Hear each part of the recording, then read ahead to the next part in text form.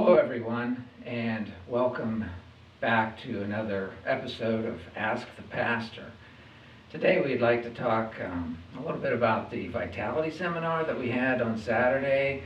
I want to talk a little bit about the work of the Vision team and what the future of our transition looks like here for Bethany for the next several months. So on Saturday, we had our Vitality Seminar in the social room, and it was very successful, I think. We had about 35 people attend, and I know we would have had, probably would have had a lot more people if it had not been for the circumstances. So that's one of the reasons why we wanted to do this today, is to update people that couldn't attend for one reason or another, let folks know what the high points of the seminar were, and then to talk a little bit about the future of the transition. So I was very excited about what we learned at the seminar. And the one thing that really impresses me, that I think is really important for us to keep in mind at Bethany, is the need to focus on our vision and our mission, to find a vision and a mission and to stay focused on it.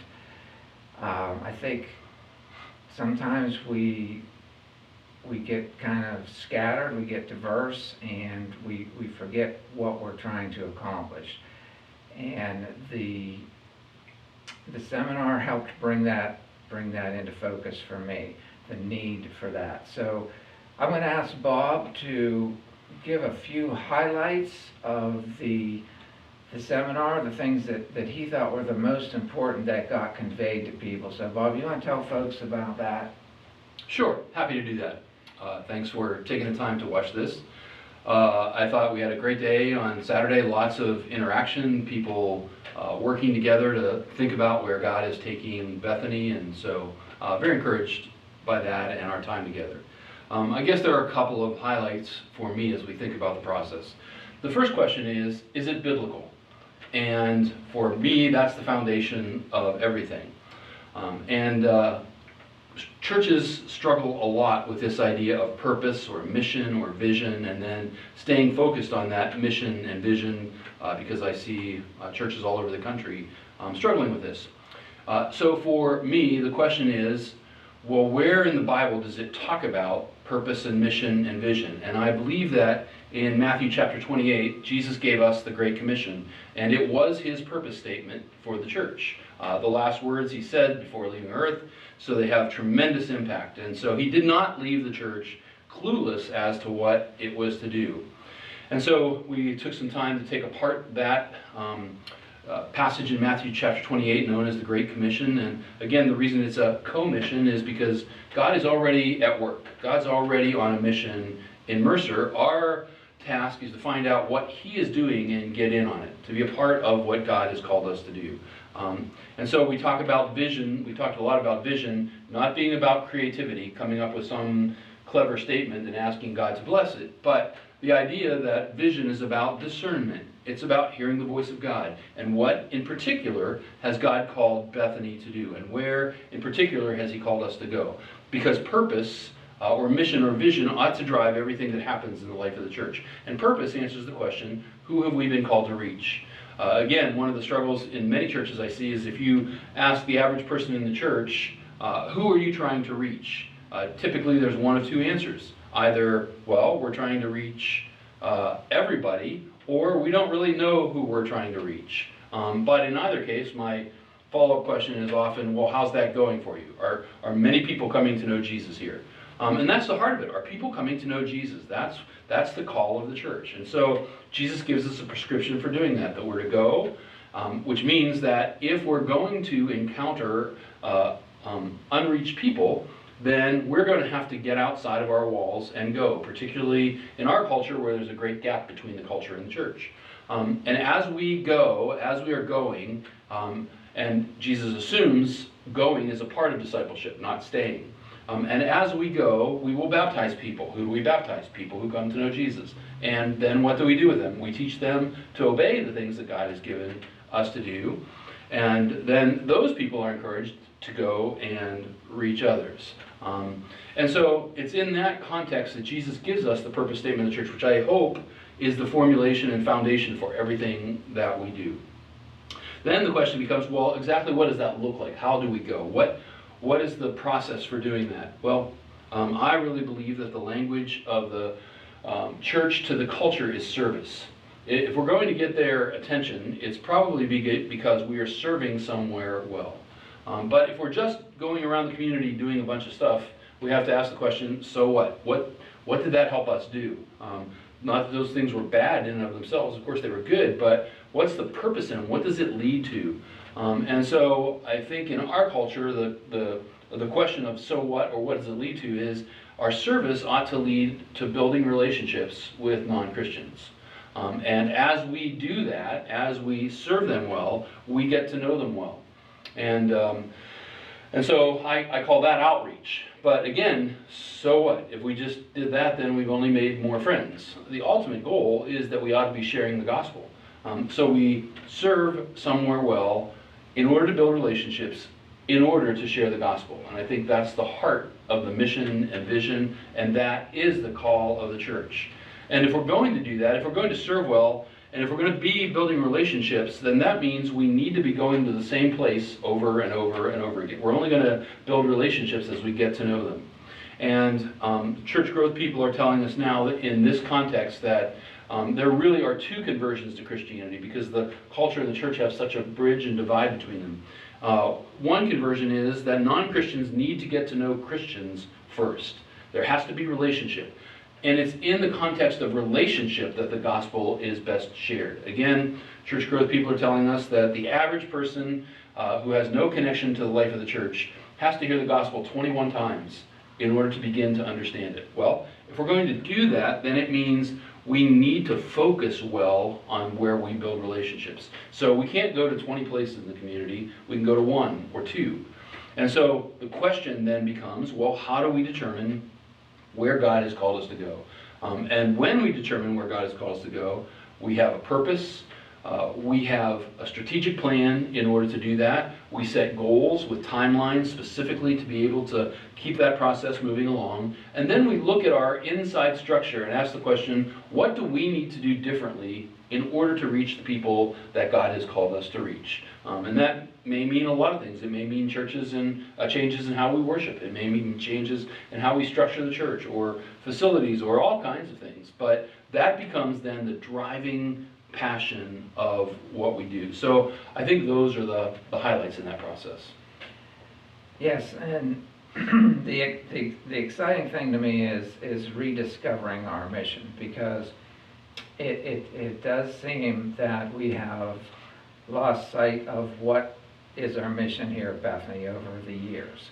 And the thought of rediscovering that and focusing on that and harnessing our energy, and I do believe we have a lot of energy here to be focusing on something very important, and the fact that we're going to be doing something in our community.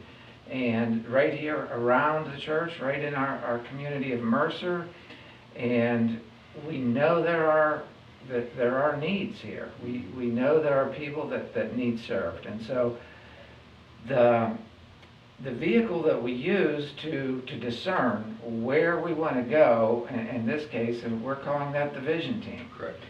And the vision team is tasked with going out into the community, getting to know people, asking questions, and discerning where Bethany's call is. Does that sound right to you, Bob? And can you explain that a little further, and what may be the work of the team over the next several months? Sure. Well, God has helped us select a team, great team of folks. We've had a chance to meet once, and we'll obviously be getting to know one another better, and we've shared all of that information with you. I think there are a couple elements to it. The first is, again, vision is never about creativity, it's about discernment. It's about hearing the voice of God. So this team will need to be a very prayerful team and really hear God's voice clearly. And each of them have asked prayer partners to be a part of that praying process, and that really is the foundation to the whole thing. It's not an add-on. It's not, do what we're doing and pray at the end for God to bless it. It is the foundation of what we do, because if this is about discernment and God has called us to something, then we don't need to create something. We just need to hear the Henry Blackaby principle: determine what God's doing and get in on it. And so that is the foundation for the team's work and what we're called to do. So they are going to be spending time talking to people around the community who really know the community well. And lots of folks say, well, I've lived in this community for 50 years, I know it well, and my experience is you may know parts of it well, but there are other parts you probably don't have any experience with at all. So the team members will determine who in the community kind of has the sense of what's going on in the whole community. And we're going to be asking them really one primary question: where could Bethany serve this community well? In other words, what's that place that God is calling us to where we could go again and again and again to build relationships in order to share the gospel? So their first task will be prayer walking, praying for and with people in the community, praying about the community, their prayer partners praying with them, then dividing up, talking to these folks, because my experience again is often we will hear God speaking through those people. Well, here's a place that you really could make a profound difference. And when we hear it over and over and over and over again, that's the voice of God beginning to speak in the process. And so we then will come to the conclusion or ask the question, where will we serve, with an answer. Here's where we're going to serve in the community of Mercer. Now the question is, well, how will we do that? What will the timelines be? What's the strategic plan to do that?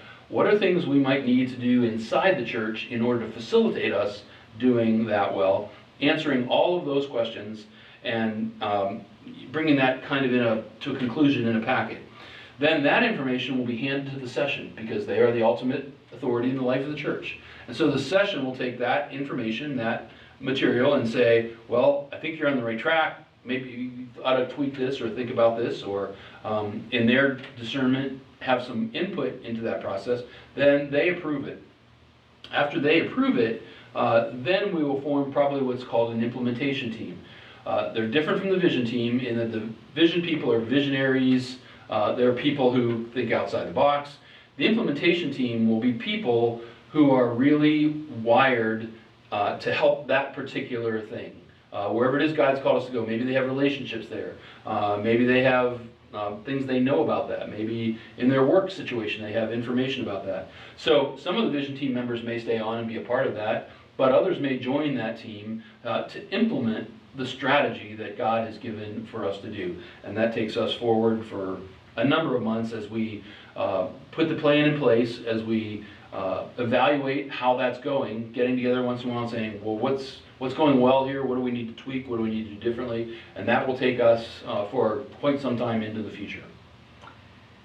Yeah, and that's what's exciting to me, is that we have a plan to move forward, and we're thinking about our community, and I think there are plenty of people at Bethany who are just waiting for the opportunity to serve someone well and to really engage in the mission process. So over the summer, we'll be talking to the vision team, we'll be talking to people in our community, we'll be out there walking around, we're going to be learning a lot more about the community, and that's exciting. So, well, that's about what we wanted to talk about today, and I hope this has been helpful to you. If you have any questions, give us a call or email us.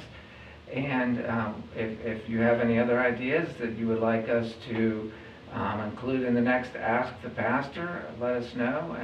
Our goal is to communicate well with all of you, and we're trying to do that. So thank you very much, and we'll see you next time on Ask the Pastor.